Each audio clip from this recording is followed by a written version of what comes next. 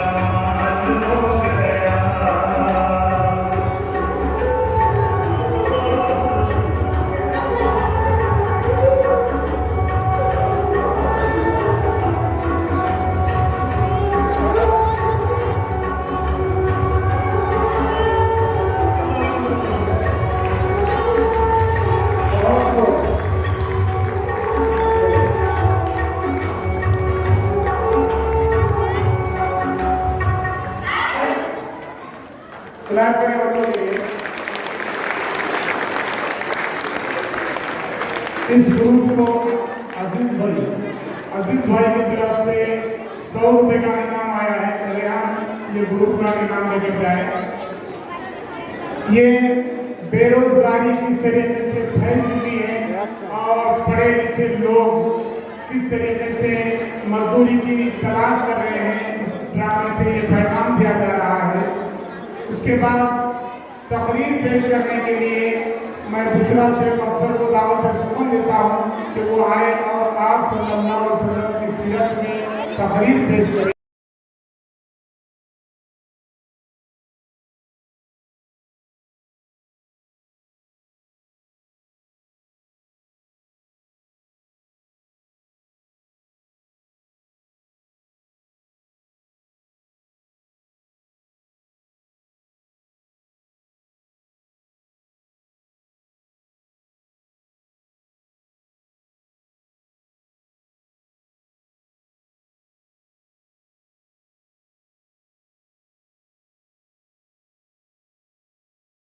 Please subscribe to my channel for education and entertainment videos.